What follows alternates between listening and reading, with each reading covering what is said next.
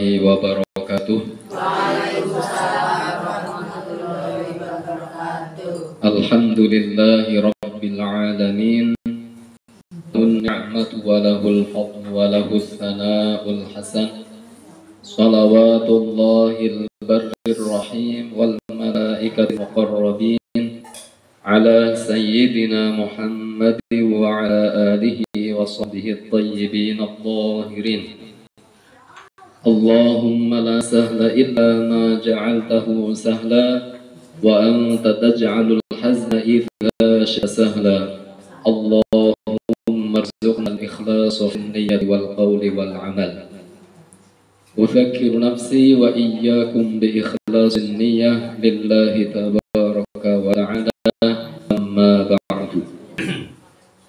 Yang saya hormati jamaah rutinan malam Rabu, semoga dirahmati oleh Allah Subhanahu wa ta'ala. Pertama-tama marilah kita bersyukur kepada Allah atas limpahan nikmat yang telah Allah berikan kepada kita semuanya, baik nikmat lahiriah maupun nikmat batiniyah. Ya qaulina alhamdulillahi rabbil alamin.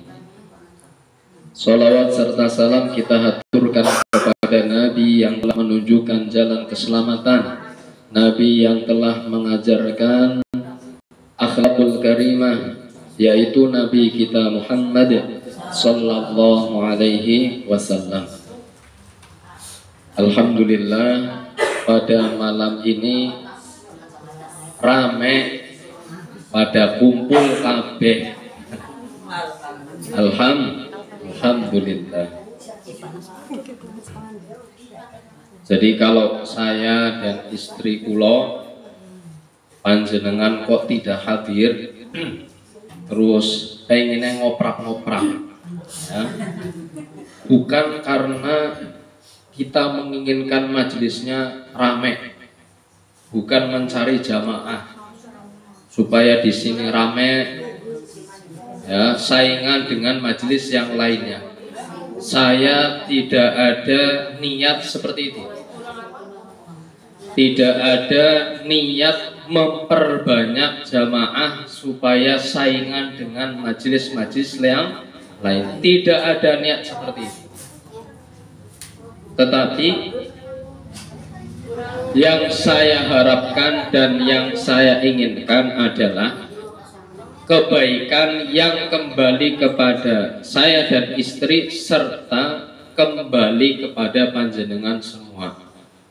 Kalau panjenengan sudah, ya, misalnya dikatakan mogok ngaji, ini yang dikhawatirkan adalah nanti panjenengan ngajinya lewat YouTube, dikhawatirkan nanti panjenengan karena haus pengen belajar ilmu agama, karena tidak hadir di sini, akhirnya panjenengan mendengarkan ceramah lewat YouTube, ternyata yang didengar adalah ceramahnya Wahabi.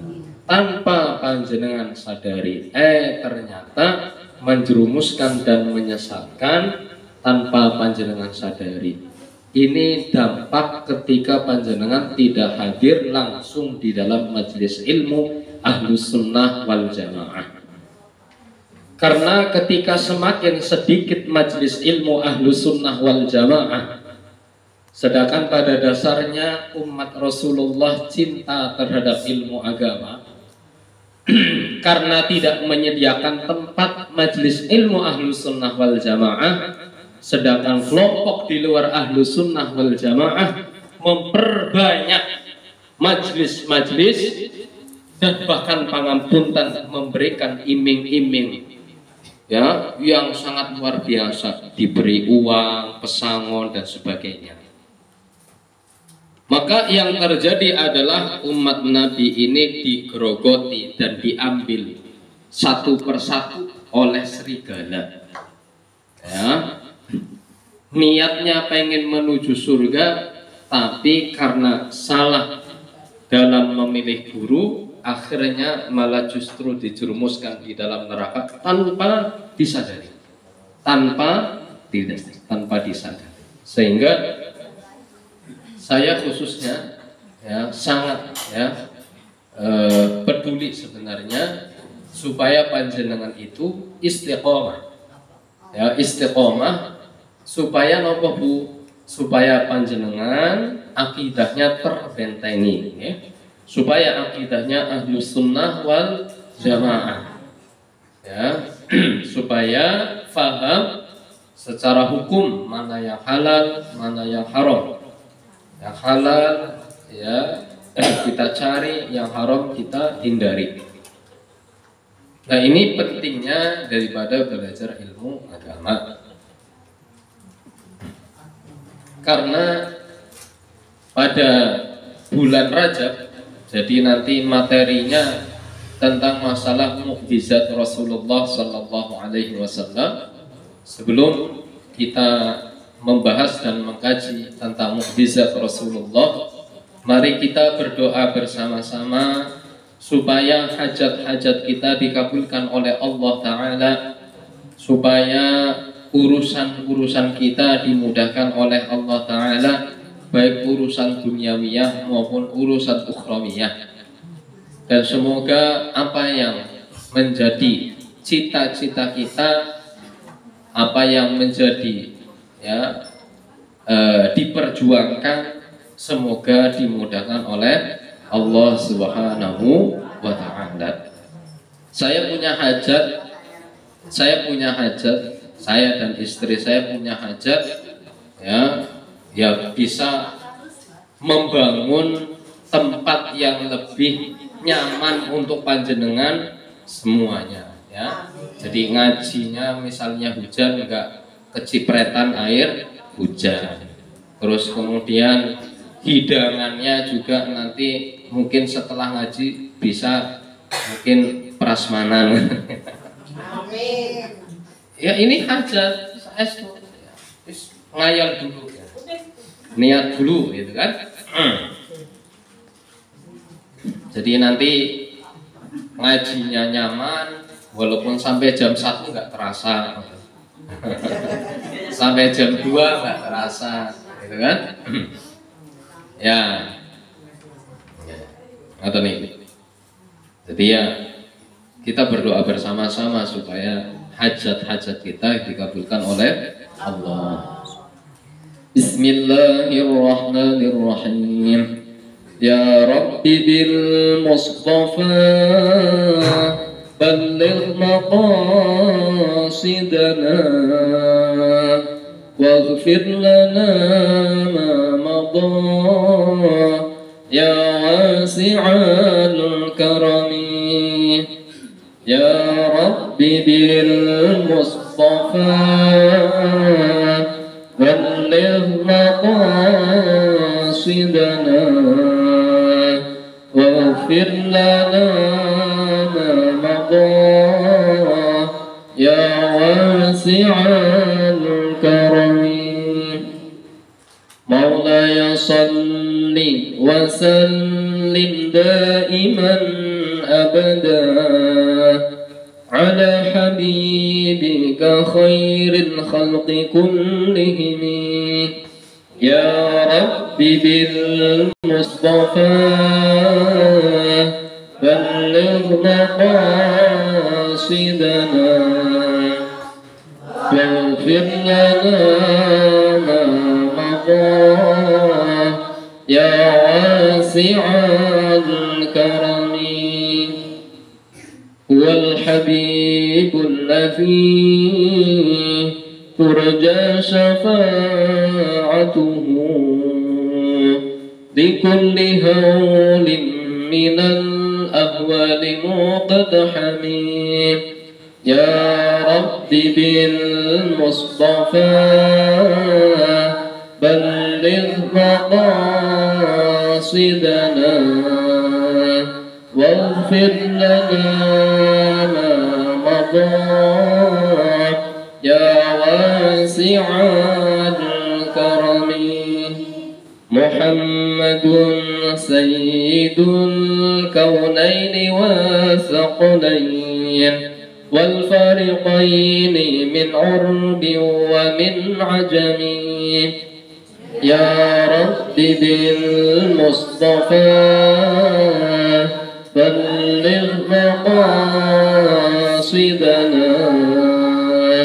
واغفر لنا ما مضى يا واسع الكرم نبينا الآمر الناهي فلا أحد أبر في قول الله منه ولا نعمي يا رب بالمصطفى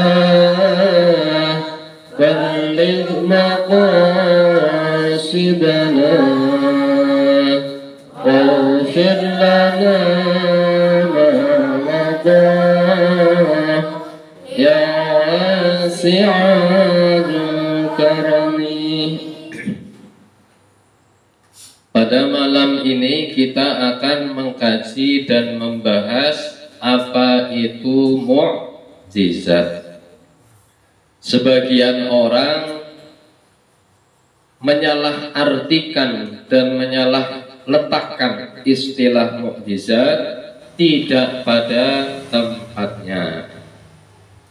Misalnya ketika ada seseorang yang sedang sakit parah, yang seakan-akan sudah tidak diharapkan kesembuhannya, kemudian keluarganya mengatakan kita sedang mengharapkan mukjizat. Kalimat yang seperti ini tidak dibenarkan karena tidak paham mengerti tentang makna mukjizat, akhirnya menyalahletakkan istilah mukjizat tidak pada tempatnya. Para ulama menjelaskan bahwa mukjizat adalah jalan untuk menuju mengetahui seseorang itu adalah Nabi Allah. Mukjizat sebagai tanda dan sebagai saksi seseorang yang mengaku sebagai nabi, maka dapat dibenarkan pengakuannya ketika disertai dengan mukjizat. Contoh pendekatan, seorang presiden mengutus stafnya datang ke Maos misalnya. Terus kemudian staf itu mengatakan kepada warga Maos, saya adalah utusan presiden, mau menyampaikan bla bla bla bla bla. Nah, panjenengan tidak langsung percaya terhadap orang yang mengaku sebagai utusan presiden. Apakah benar-benar utusan presiden? Apakah tidak? Maka si staf itu mengatakan, bukti bahwasannya saya adalah utusan sang presiden ini. Ini. Oh iya, misalnya dikasih cincinnya gitu kan. Maka panjenengan percaya yang mengaku sebagai utusan si presiden, panjenengan percaya bahwasannya dia benar-benar utusannya presiden karena ada buktinya. Lah, untuk membuktikan seseorang itu, seorang nabi dapat dibenarkan pengakuannya sebagai nabi, maka harus ada bukti yang disebut dengan mukjizat. Mukjizat yang paling agung di antara mukjizat yang lainnya adalah Al-Qur'anul Karim. Apa? Al-Qur'anul Karim. Al-Qur'anul Karim adalah mukjizat yang paling agung, yang paling besar, yang Allah berikan kepada Nabi kita Muhammad sallallahu alaihi wasallam. Maka Al-Imam Asy-Syafi'i radhiyallahu anhu dalam kitab Adab Asy-Syafi'i wa Manaqibuhu halaman 83, beliau mengatakan ma a'tallahu nabiyyan mu'jizatan illa wa a'ta Muhammadan mithlaha aw a'zama minha. Yang artinya tidaklah Allah memberikan seorang nabi mukjizat kecuali Allah telah memberikan kepada Nabi Muhammad sallallahu alaihi wasallam mukjizat yang sesama dengan nabi-nabi sebelumnya atau bahkan lebih agung daripada mukjizat-mukjizat nabi yang sebelum-sebelumnya. Ternyata mukjizat yang paling agung yang Allah berikan adalah Al-Quran yang diturunkan kepada siapa? Kepada Nabi kita Muhammad sallallahu alaihi wasallam.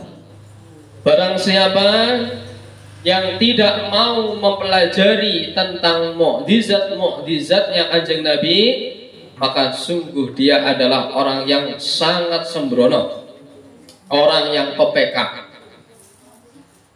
Sekarang apa arti dan makna mukjizat? Para ulama memberikan definisi. Wahia amrun khariqun lil 'adah. Ya'ti 'ala wafdi da'wah man idda'u an-nubuwah salimun minal mu'aradati bil mithli. Mukjizat adalah perkara yang menyalahi kebiasaan, perkara yang menyalahi adat, ya, yang datang untuk mendukung pengakuan seseorang, ya, yang mengaku sebagai nabi. Jadi mukjizat adalah perkara yang menyalahi kebiasaan, yang datang untuk mendukung pengakuan seseorang yang mengaku-ngaku sebagai seorang nabi. Ya, jadi dengan adanya mukjizat seseorang yang mengaku sebagai nabi, maka dapat dibenarkan pengakuannya sebagai nabi karena didukung oleh mukjizat. Sehingga ketika ada perkara yang menyalahi kebiasaan, akan tetapi tidak mendukung pengakuan seseorang yang mengaku sebagai nabi, maka ini tidak disebut dengan mukjizat. Contohnya seperti pada zaman Rasulullah Sallallahu Alaihi Wasallam, ada orang yang mengaku-ngaku sebagai nabi. Jadi sejak zamannya Kanjeng Nabi sudah ada orang yang ngaku sebagai nabi. Begitu juga di zaman sekarang. Di zaman sekarang itu sudah ada juga yang mengaku-ngaku sebagai seorang di Indonesia. Ada yang mengaku sebagai nabi, ada juga yang mengaku sebagai malaikat Jibril. Dan dua-duanya di penjara. Ya, dulu pada zamannya Rasulullah juga sudah ada orang yang mengaku-ngaku sebagai nabi. Padahal sebagaimana yang sudah kita yakini bahwa Nabi Muhammad Khatamul Anbiya, pemungkas penutup para nabi, adalah Nabi Muhammad Sallallahu Alaihi Wasallam. Dalam salah satu hadisnya Kanjeng Nabi, la nabiyya ba'di. Sudah tidak ada seseorang yang diangkat menjadi nabi setelah aku. Artinya Rasulullah Sallallahu Alaihi Wasallam adalah nabi yang terakhir. Sudah tidak ada nabi yang setelah Kanjeng Nabi diangkat sebagai Rasulullah, diangkat sebagai seorang nabi.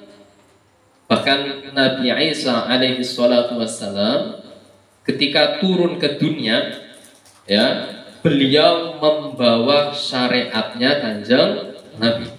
Ya, nabi yang sekarang masih hidup itu adalah Nabi Isa alaihi salatu wassalam. Beliau, ya, nanti pada hari kiamat akan turun yang menjadi tanda kiamat kubro, gitu ya. Jadi nanti di antara tanda kiamat kubro adalah turunnya Nabi Isa alaihi salatu wassalam, ya, dan juga datangnya seorang dajjal, munculnya seorang dajjal. Nah, ini tanda kiamat kubro. Nah, Nabi Isa alaihi salatu wassalam, ya, beliau ketika turun ke bumi membawa syariat Kanjeng Nabi, ya. Jadi itu tidak, ya, tidak berlawanan dengan makna bahwasannya setelah Rasulullah tidak ada nabi lagi. Yang dimaksud adalah setelah Kanjeng Nabi tidak ada seseorang yang akan diangkat menjadi utusan atau menjadi nabi. Nah, dulu ada seseorang yang bernama Musailimatul Kadzdzab, seseorang yang mengaku-ngaku sebagai nabi. Suatu ketika Musailimatul Kadzdzab mengusap wajah seseorang yang salah satu matanya itu buta. Niatnya setelah diusap supaya sembuh. Ternyata justru kedua matanya menjadi buta. Walaupun dia mengaku sebagai nabi, tidak dibenarkan pengakuannya sebab tidak didukung oleh mukjizat. Karena kalau mukjizat mestinya sembuh, kok malah jadi buta dua-duanya. Ini namanya apa? Ya, sesuatu yang menyalahi sesuai dengan pengakuannya. Yakni tidak mendukung pengakuan Musailimatul Kadzdzab sebagai seorang nabi karena tidak disertai dengan mukjizat. Kemudian mukjizat itu tidak bisa tertandingi dengan hal yang serupa.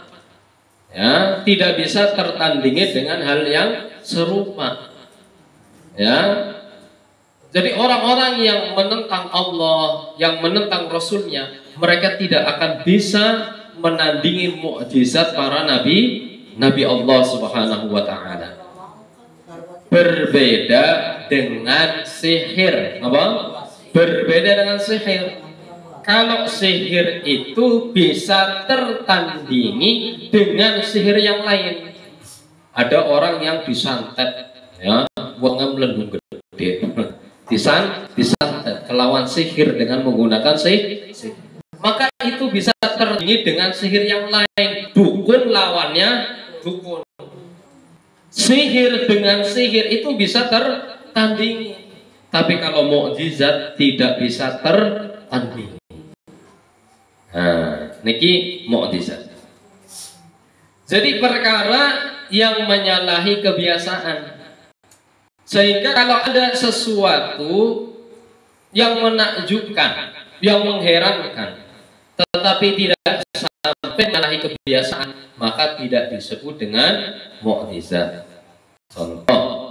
Contohnya ada anak umur 5 tahun sudah hafal 30 juz Al-Quran beserta dengan bacaannya fasih beserta dengan tafsirnya.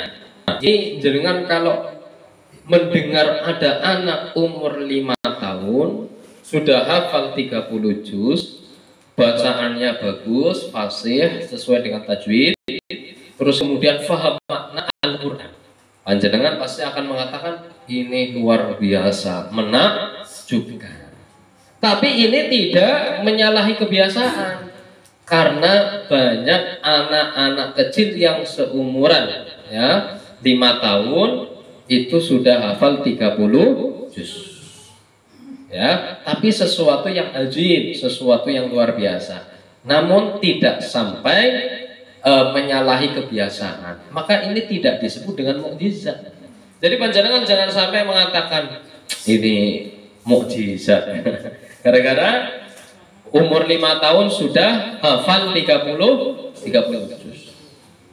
Ada anak masih kecil, ya, kalau ilmu matematikanya luar biasa, jadi cepat kalau menghitung. Misalnya 100 dikali 100 dikali 1000 dikali 1 juta dikali 1 miliar dikali 3 miliar gitu kan, dibagi 1 miliar langsung bisa menjawab dengan cepat gitu kan.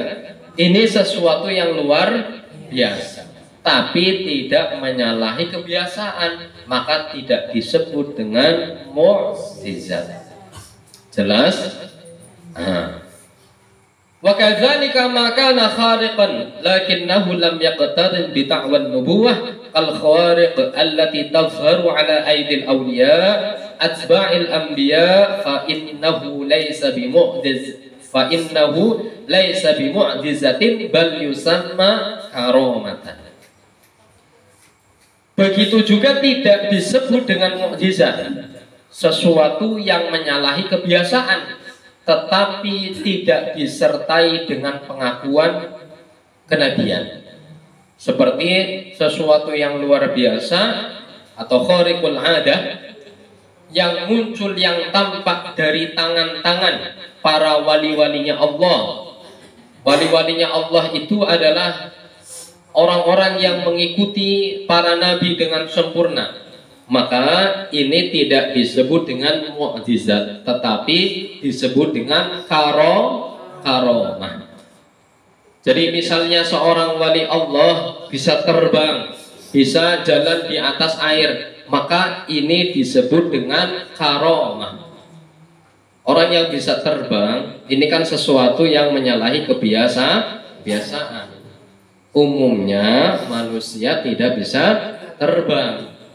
Kok ada manusia bisa terbang dan dia melakukan syariat Islam, mengamalkan dengan sempurna, maka ini disebut dengan karomah, bukan mukjizat. Ya, bukan mukjizat. Ada seseorang wali yang bisa jalan di atas air. Ini disebut dengan karomah. Sebagai ahlu sunnah wal jamaah, pengikut Asy'ariyah Maturidiyah, kita wajib meyakini seorang wali itu diberi oleh Allah Ta'ala yang dinamakan dengan karomah. Misal ada seorang kiai menceritakan seorang wali, ada yang bisa terbang, ada yang bisa jalan di atas air. Ini bukan cerita tahayul, ini bukan cerita tidak nyata, benar-benar ada, gitu ya. Berbeda dengan pemahaman Wahabiyah. Kalau kelompok Al-Wahabiyah, mereka tidak meyakini adanya karomah yang diberikan kepada kekasihnya Allah. Akan tetapi perlu diingat bersama-sama, karomah tidak dipelajari. Saya ingatkan, karomah tidak dipelajari. Bukan mencari karomah puasa 1 bulan mutih, terus kemudian kalau malam sholat 1000 rakaat, sholat sunnah misalnya. Terus setelah 1 bulan dapat karomah. Bukan seperti itu memperoleh karomah, karena karomah itu tidak dipelajari. Karomah tidak dipelajari, tetapi Allah Subhanahu wa Ta'ala memberikan karomah kepada hambanya yang sudah sampai derajat kewalian. Wali. Wallahu waliyul mu'minin. Wali, kalau membahas tentang wali itu maknanya ada 2. Ada waliul am, ada wali al-khos. Ini cerita wali. Ada wali yang umum. Siapa? Setiap orang mukmin adalah kekasihnya Allah. Al-Imam Abu Ja'far al-Tahawi di dalam Aqidah At-Tahawiyah, beliau menyebutkan wal mu'minuna kulluhum awliya'ur rahman. Semua orang yang beriman kepada Allah disebut kekasihnya Allah, disebut walinya Allah. Tetapi ada wali khos yang disebut dengan sahibul wilayah, kekasih Allah Subhanahu wa Ta'ala, atau istilahnya waliyun min awliyaillah. Siapa dia? Yaitu orang yang sudah belajar ilmu agama yang pokok, kemudian mengamalkan ilmunya, memenuhi seluruh kewajiban dan meninggalkan semua perkara yang diharamkan, serta setiap malamnya melakukan sholat qiyamul lail, dan itu dilakukan secara rutin, secara istiqomah. Ini namanya walinya Gusti Allah. Walinya Gusti Allah. Walinya Allah ya, diberi oleh Allah Ta'ala namanya karomah. Karomah itu maknanya kemuliaan. Ya, tetapi seorang wali yang sejatinya, yang benar-benar wali, tidak menampakkan karomah di depan umum. Istilahnya tidak pamer, memamerkan, istilahnya saya bisa terbang, gitu kan? Terus kemudian benar-benar terbang. Itu bukan wali. Kalau wali yang sebenarnya yang memiliki karomah, justru malu jika karomahnya diketahui oleh orang lain. Malu, sangat malu sekali. Ya, sangat malu. Tidak mau diketahui karomahnya oleh orang lain. Nah, wali itu ada yang majdzub, ada yang ghairu majdzub. Nah, jadi ada wali yang majdzub, ada wali yang ghairu majdzub. Wali yang majdzub qalbuhu walhan. Wali yang majdzub itu wali yang sebelumnya yang ngaji, belajar ilmu agama, terus kemudian mengamalkan, saking cintanya kepada Allah Ta'ala sehingga seakan-akan dia tenggelam di dalam lautan yang akhirnya akannya dihilangkan oleh Allah Ta'ala. Disebut dengan wali majdzub. Wali majdzub. Jadi nampak kelihatan seperti orang gila, tapi tidak dikatakan gila. Istilahnya apa? Ghaibatul aql. Akalnya dihilangkan oleh Allah Ta'ala. Mirip perilakunya seperti orang gila. Jadi kelihatannya kayak orang gila, ya, aneh gitu kan. Dan wali yang majdzub, yang akalnya sudah dihilangkan oleh Allah Ta'ala, tidak boleh diikuti, ya, karena sudah tidak terkena taklif, sudah tidak terkena beban, karena akalnya sudah dihilangkan. Hukumnya seperti orang yang hilang, jangan diikuti, gitu ya. Makanya jenengan kalau ada orang gila, jangan gampang terus kemudian ya dipukuli. Bisa jadi kan dia majdzub kan. Nah iya, kalau ada orang gila datangi, nih ngudut ya. Ya saya kan suka ngudut orang-orang gila itu. Kalau misalnya nggak punya pakaian dikasih baju, nih pakai gitu ya. Jangan malah ada orang gila lagi tidur dibangunin, bangun, nggak boleh tidur di sini, pergi sana. Kalau ternyata wali majdzub, waduh, nanti jenengan hidupnya bisa repot ya. Bisa sengsara ya, karena sudah melukai waline Gusti Allah ya. Tetapi yang paling banyak walinya Gusti Allah tidak majdzub. Banyak sekali. Sultanul Aulia namanya, pemimpinnya para wali. Pemimpin para wali itu sesuai dengan zaman. Zamannya ini, walinya ini. Jadi setiap zaman pasti ada pemimpin seorang wali ada. Karena di wali itu memiliki kanzu, memiliki organisasi. Ya, mereka saling mengenal walaupun jaraknya jauh. Tapi mereka saling mengenal. Ya, karena mereka memiliki organisasi dan nanti dipimpin oleh wali namanya wali kutub. Napa? Wali kutub. Ya. Wali kutub itu nanti seorang wali yang maqam atau derajatnya itu sudah maqamul ihsan. Ya. Contohnya seperti Asy-Syaikh Abdul Qadir Al-Jilani. Kemudian Asy-Syaikh Sayyid Ahmad Ar-Rifai. Ini adalah Sultanul Aulia pada zamannya. Sayyid Ahmad Ar-Rifai dan Asy-Syaikh Abdul Qadir Al-Jilani hidup semasa bareng. Haji juga pernah bareng.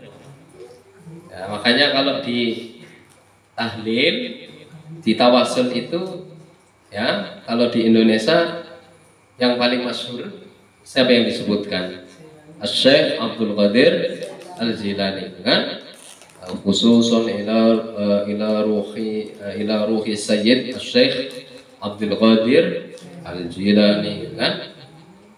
Padahal pada zaman itu juga ada seorang wali yang top juga, seorang pemimpin wali juga. Beliau bernama Sayyid Ahmad Ar-Rifa'i.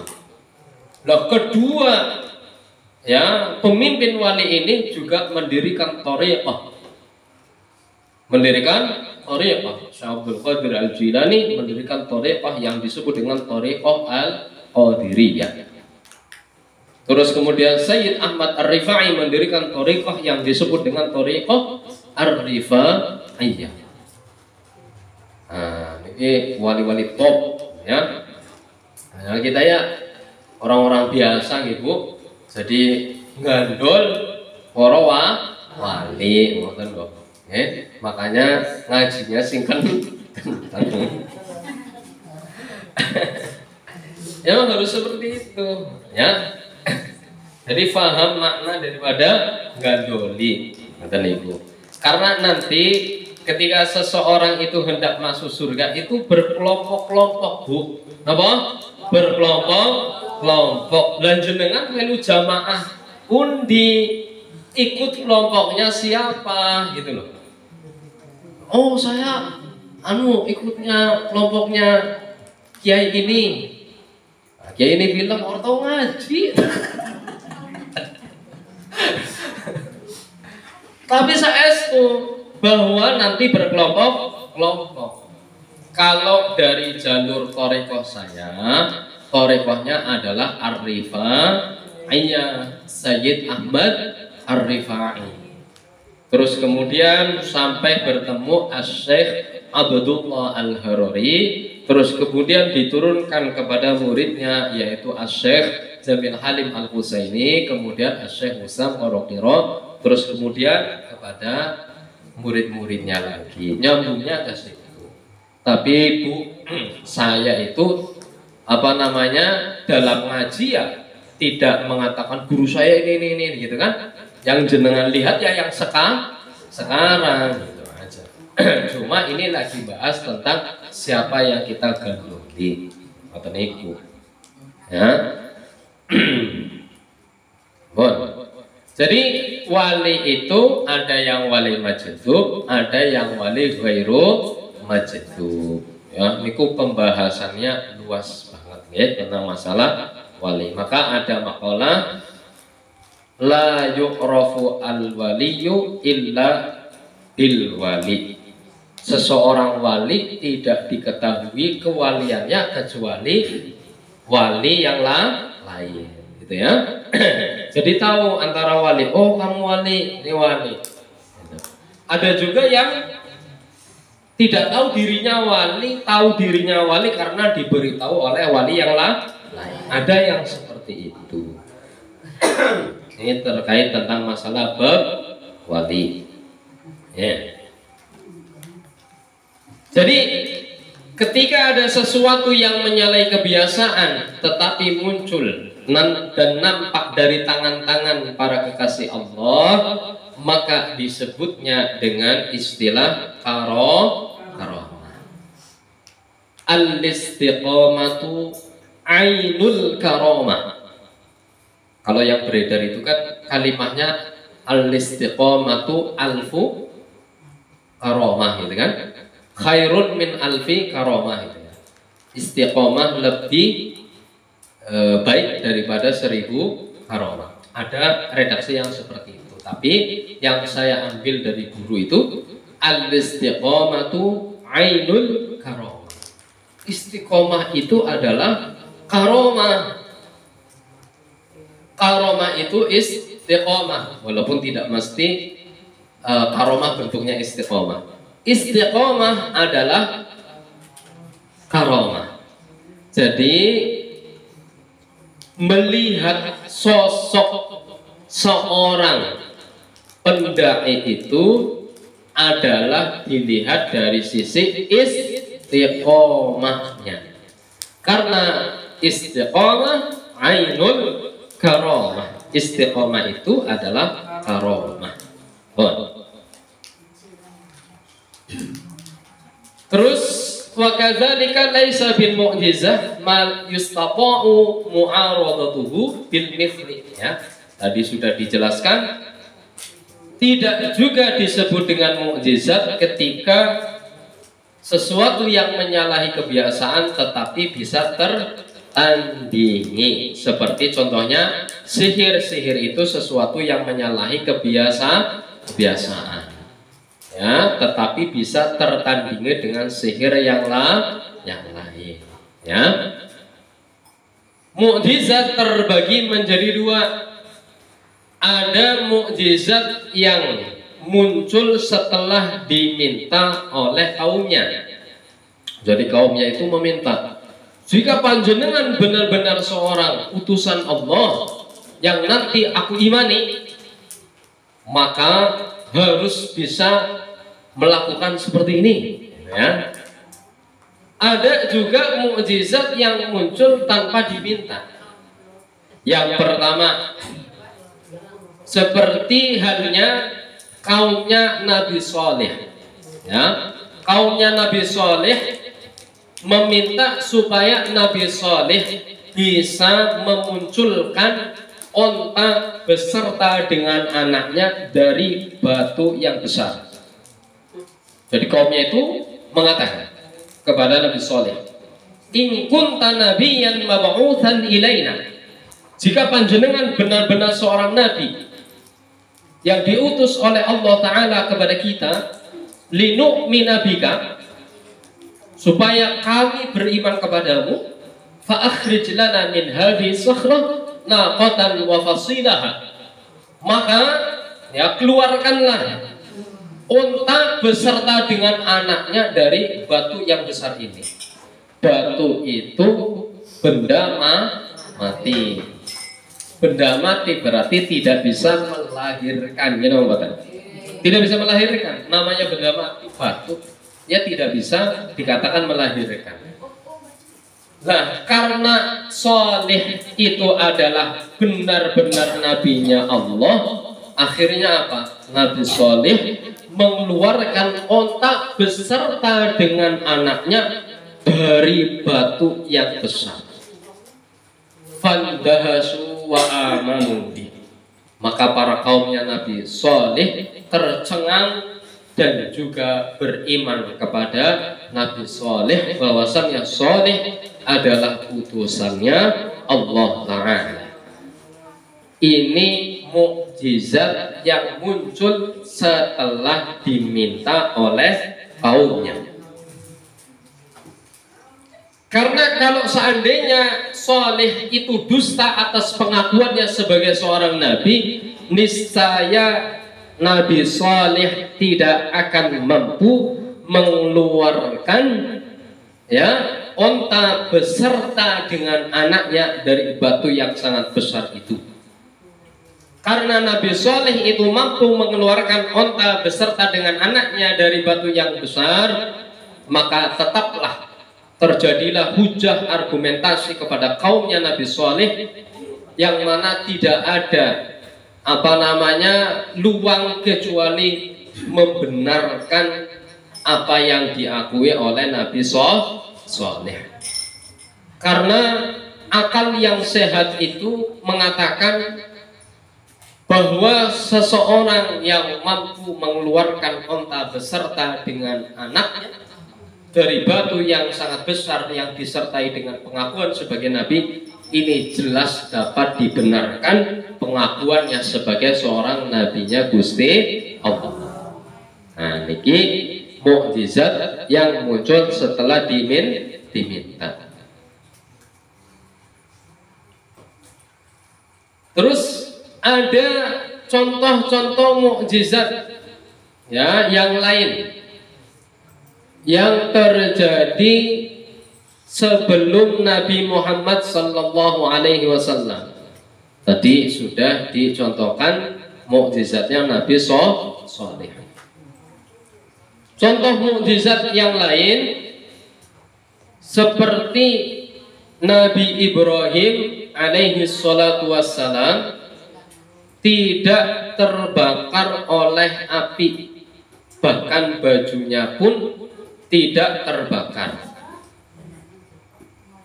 Jadi Sayyiduna Ibrahim alaihi salam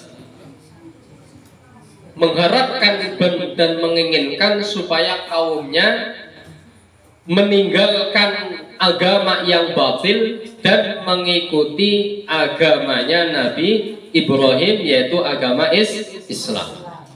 Tapi ternyata menolak, gitu ya. Nabi Ibrahim dituntut oleh kaumnya supaya mengikuti agama mereka, agama yang batil, tetapi Nabi Ibrahim itu menolak. Karena Nabi Ibrahim menolak, akhirnya mereka menyalakan api yang sangat besar. Bahkan seseorang pun tidak bisa mendekati, saking panasnya. Akhirnya para kaum itu berpikir, gimana ya caranya supaya Ibrahim itu dimasukkan di dalam api tersebut. Akhirnya mereka menggunakan manjanik. Tahu manjanik, Bu? Manjanik itu alat perang dahulu untuk melempar batu, namanya manjanik, kayak gini. Nah, gitu ya. Jadi Nabi Ibrahim itu diletakkan di manjanik, kemudian dilemparkan di dalam api yang sangat panas, sangat besar dan sangat panas sekali. Tapi apa yang terjadi?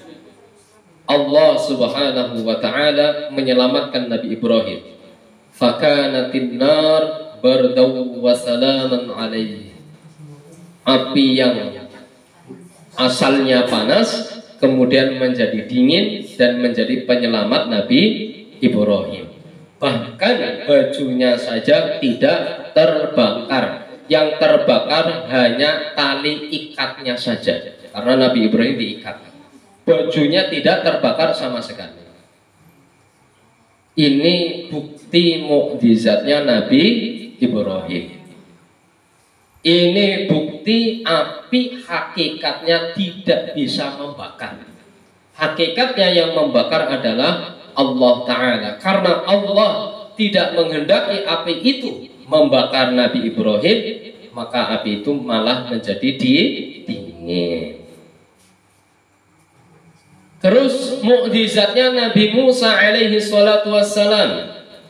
Nabi Musa punya tongkat. Tongkat. Nah, saiki tongkatan Nabi Musa teng pundi? Coba jangan cari sendiri, kalau dapat saya bayar. Cari tongkatnya Nabi Musa. Nabi Musa itu punya tongkat. Nah, tongkatnya Nabi Musa itu, ini diantara mukjizatnya Nabi Musa, bisa menjadi thubanan haqiqiyyan, bisa menjadi ular yang sangat besar dan benar-benar menjadi ular secara hakikat. Kalau sihir itu kan misalnya panjenengan ya bertemu dengan penyihir, terus kemudian penyihir itu menunjukkan tongkat kepada panjenengan, kaya tongkatnya ular, padahal tidak berubah sama sekali. Tapi kalau tongkatnya Nabi Musa ini mukjizat, benar-benar berubah menjadi ular. Ini bedanya. Ya, dan ularnya sangat besar sekali. Ularnya sangat besar sekali. Makanya ketika Fir'aun itu menyuruh para pensihirnya itu, tukang sihir-sihir, supaya melawan mukjizatnya Nabi Musa, ya, tukang sihir tidak berani. Ya, tahu gitu ya, tahu bahwasannya tongkat yang menjadi ular itu benar-benar menjadi ular. Akhirnya tukang sihir itu tahu bahwasannya Musa benar-benar utusannya Allah, yang akhirnya tukang sihirnya malah justru beriman. Gitu ya. Nah, niki mukjizatnya Nabi Musa. Kemudian mukjizatnya Nabi Isa alaihi salatu wassalam, bisa menghidupkan orang yang sudah meninggal dunia. Ya, apakah ada dokter yang paling cerdas, paling hebat bisa nggak menghidupkan orang yang sudah meninggal dunia? Tidak bisa. Pada zamannya Nabi Isa alaihi salatu wassalam itu zaman banyak ahli dokter ya, yang luar biasa. Tapi tidak ada satupun yang mampu menghidupkan orang yang sudah meninggal dunia. Untuk membuktikan Isa adalah benar-benar nabinya Allah, maka Allah memberikan mukjizat berupa ihya'ul mauta, menghidupkan orang yang sudah meninggal dunia. Ya, ada orang yang sudah meninggal dunia terus dilompati sama kucing hidup lagi. Kucingnya sing urip. Namanya mati suri. Itu ada apa enggak ya? Tapi di kitab ada keterangan, Bu. Ngoten niku. Di kitab I'anat Thalibin itu ada keterangan ya, misalnya ada orang sudah dihukumi meninggal dunia, terus kemudian sudah membagi warisan kepada keluarganya gitu kan. Ternyata hidup lagi kan. Ini gimana hukumnya? Iya, itu ada tentang masalah ngoten niku ada ya. Berarti kan kalau kitab itu menceritakan, menjelaskan, biasanya memang mencontohkan yang terjadi gitu ya. Ya memang ada orang yang kelihatannya mungkin sudah meninggal dunia, ternyata hidup lagi. Ya wallahu a'lam gitu ya. Ada lagi yang apa namanya cerita. Jadi katanya ruhnya dibawa oleh alam jin gitu kan, alam jin. Jadi mati cuma sebentar. Terus karena didoakan ruhnya kembalilah lagi, akhirnya hidup kembali. Ya banyak cerita-cerita seperti itu ya. Jam berapa, Bu? Sangat lebih. Angger suwe-suwe apa esuk? Angger ceritanya enak. Ini belum menjelaskan mukjizatnya Kanjeng Nabi. Sampai nanti mukjizat Isra Mi'rajnya. Ini belum ya. Ya nanti untuk apa namanya Rebo depan insyaallah akan datang. Terus nanti untuk Jumatan niki Bu Sandri kepripun? Kalau habis Isya itu kan saya hanya bisa tawasul. Kalau habis Isya saya cuma tawasul. Jumat Kliwon kan?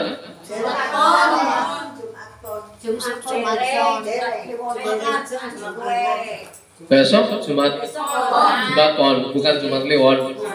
Oh, sekarang Selasa. Coba nanti saya tanyakan ya. Yang lupa siapa nggak tahu, soalnya pas Jumat kemarin ngabarin nanti Jumat anjing, kan? Nanti ngisi gitu, jangan lupa. Ya coba nanti saya tegaskan. Biasanya kan Jumat Kliwon ya. Ya berarti ya tetap berisya kalau itu tetap habis isya. Tetap habis isya.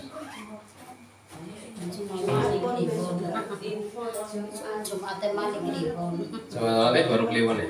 Oh iya. Ya.